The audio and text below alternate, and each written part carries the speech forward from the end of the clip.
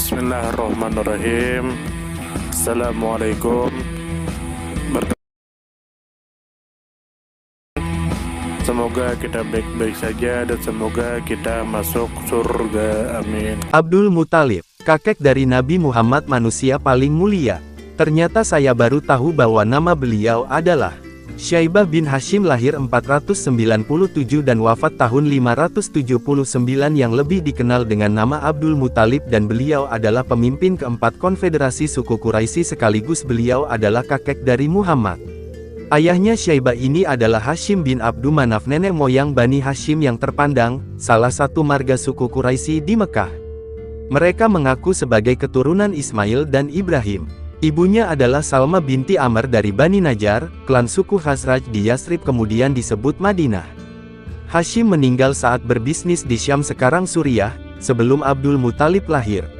Nama aslinya adalah Syaibah, yang berarti yang kuno atau yang berambut putih karena garis putih di antara rambut hitam legamnya, dan terkadang juga disebut Syaibah Alham, pemilik garis putih yang terpuji.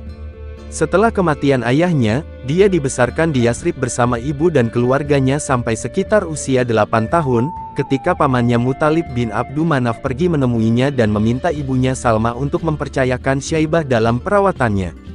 Salma tidak mau membiarkan putranya pergi dan Syaibah menolak meninggalkan ibunya tanpa persetujuannya. Muthalib kemudian menunjukkan bahwa kemungkinan yang ditawarkan Yasrib tidak ada bandingannya dengan Mekah. Salmah terkesan dengan argumennya, jadi dia setuju untuk melepaskannya. Saat pertama kali tiba di Mekah, orang-orang menganggap anak tak dikenal itu adalah pelayan budak Muthalib, dan mulai memanggilnya Abdul Muthalib, pelayan Muthalib. Ketika Muthalib meninggal, Syaibah menggantikannya sebagai kepala klan Hashim. Mengikuti pamannya Al-Muthalib, beliau mengambil alih tugas menyediakan makanan dan air bagi para peziarah, dan meneruskan praktik nenek moyangnya bersama kaumnya. Dia mencapai keagungan yang tidak dimiliki oleh nenek moyangnya, rakyatnya mencintainya dan reputasinya sangat baik di antara mereka. Lalu Nufail bin Abdul Uzza, kakek Umar bin Khattab, menjadi penengah dalam perselisihan antara Abdul Muthalib dan Arb bin Umayyah, ayah Abu Sufyan, atas hak asuh Ka'bah. Nufail memberikan keputusannya mendukung Abdul Muthalib. Nufail berbicara kepada Arb bin Umayyah, "Mengapa Anda memilih bertengkar dengan orang yang lebih tinggi dari Anda, lebih mengesankan dari penampilanmu, lebih halus darimu dalam hal kecerdasan, yang keturunannya lebih banyak daripada keturunanmu, dan kemurahan hatinya lebih cemerlang daripada keturunanmu? Namun, jangan menafsirkan hal ini dengan meremehkan sifat baik Anda yang sangat saya hargai. Anda selembut anak domba, Anda terkenal di seluruh Arab karena nada suara Anda yang keras, dan Anda adalah aset bagi suku Anda." Abdul Muthalib mengatakan bahwa ketika tidur di kandang suci, dia bermimpi dia diperintahkan untuk menggali di tempat ibadah orang Quraisy antara dua dewa Isaf dan Naila.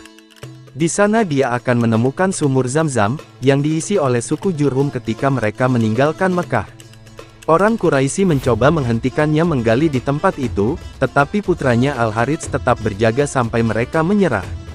Setelah 3 hari menggali, Abdul Muthalib menemukan jejak sumur religius kuno dan berseru, "Allahu Akbar!" Beberapa orang Quraisy membantah klaimnya atas hak tunggal atas air, kemudian salah satu dari mereka menyarankan agar mereka pergi ke dukun perempuan yang tinggal jauh. Dikatakan bahwa dia bisa memanggil jin dan bahwa dia dapat membantu mereka memutuskan siapa pemilik sumur itu. Jadi, 11 orang dari 11 suku melakukan ekspedisi. Mereka harus menyeberangi padang pasir untuk bertemu pendeta, tapi kemudian mereka tersesat. Ada kekurangan makanan dan air dan orang-orang mulai kehilangan harapan untuk keluar. Salah satu dari mereka menyarankan agar mereka menggali kuburan mereka sendiri dan jika mereka meninggal, orang terakhir yang berdiri akan menguburkan yang lainnya. Jadi masing-masing mulai menggali tanah di bawah mereka sendiri dan ketika Abdul Muthalib mulai menggali, air menyembur keluar dari lubang yang dia gali dan semua orang menjadi sangat gembira. Saat itu juga diputuskan bahwa Abdul Muthalib adalah pemilik sumur Zam-Zam. Setelah itu, dia memasok peziarah ke Ka'bah dengan air Zam-Zam. Sementara sumur lain yang sebelumnya memasok peziarah di Makkah menjadi tidak terurus karena Zam-Zam dianggap lebih suci. Selanjutnya disebutkan dalam sirah karya Ibnu Ishaq bahwa Abraha, penguasa Aksum di Yaman telah membangun sebuah gereja besar. Dia yang merasa iri dengan Ka'bah di Makkah kemudian mengajak orang-orang untuk meninggalkan ziarah mereka ke Makkah dan beralih ke gerejanya di Yaman. Hal ini membuat orang-orang Arab menjadi marah dan merusak gereja tersebut. Karena rusaknya gereja yang telah dibangunnya, Abraha menjadi marah dan melancarkan ekspedisi 60.000 orang melawan Ka'bah di Makkah, dipimpin oleh seekor gajah putih bernama Mahmud dan mungkin dengan gajah lain. Beberapa akun menyatakan ada beberapa gajah atau bahkan sebanyak 8 gajah untuk menghancurkan Ka'bah. Beberapa suku Arab berusaha melawannya di jalan, tetapi dikalahkan. Lalu Ibnu Katsir melaporkan bahwa saat sampai di daerah Al-Mugammas, sebelah timur Makkah, Abraha dan pasukannya merampok harta milik penduduk Makkah. Ketika berita kemajuan pasukan Abraha datang, suku-suku Arab Quraisy, Bani Kinanah, Bani Huza'ah dan Bani Huzail bersatu mempertahankan Ka'bah. Seorang pria dari Himyar dikirim oleh Abraha untuk memberitahu mereka bahwa Abraha hanya ingin menghancurkan Ka'bah dan jika mereka melawan, mereka akan dihancurkan. Abdul Muthalib yang merupakan pemimpin Federasi Quraisy, menyuruh orang-orang Makkah untuk berlindung di perbukitan sementara dia bersama beberapa anggota terkemuka Quraisy tetap berada di dalam lingkungan Ka'bah. Abraha mengirim utusan mengundang Abdul Muthalib untuk bertemu dengan Abraha dan mendiskusikan berbagai hal. Abdul Muthalib berdiri dan menemui Abraha. Abdul Muthalib menuntut Abraha untuk mengembalikan 200 untanya yang sebelumnya telah dirampok oleh Abraha di Al-Mugammas.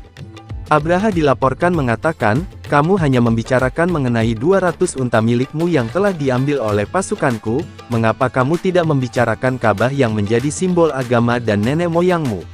Padahal aku datang ke sini untuk menghancurkannya. Abdul Muthalib hanya menjawab, sesungguhnya aku ini adalah pemilik unta, sementara Ka'bah itu memiliki pemiliknya sendiri yaitu Tuhan biarlah pemiliknya yang akan menjaganya. Maka Abraha mengembalikan unta milik Abdul Muthalib. Disebutkan bahwa Abdul Muthalib berdiri di pintu Ka'bah dan berdoa kepada Tuhan karena dia terlalu lemah untuk melindungi rumah Tuhan. Sementara Abraha memerintahkan pasukannya untuk berbaris dan bersiap untuk memasuki kota. As-Suhaili mengatakan bahwa tiba-tiba para gajah berlutut menghadap ke arah kota Makkah. Pada saat pasukan Abraha kebingungan, muncul sekawanan burung kecil yang menghujani pasukan Ethiopia dengan batu-batu kecil di kaki dan paruh mereka.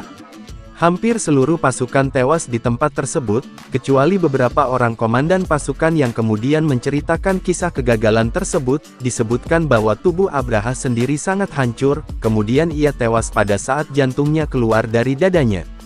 Dengan demikian, ekspedisi Abraha digagalkan bahkan sebelum ia memasuki Makkah. Sumber https://it.m.wikipedia.org/it/w-index.php.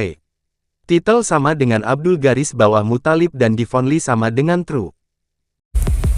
Terima kasih banyak. Mohon maaf jika ada salah. Semoga kita masuk surga. Semoga kita semua disehatkan badan, dilancarkan rezeki, dikabulkan segala hajat.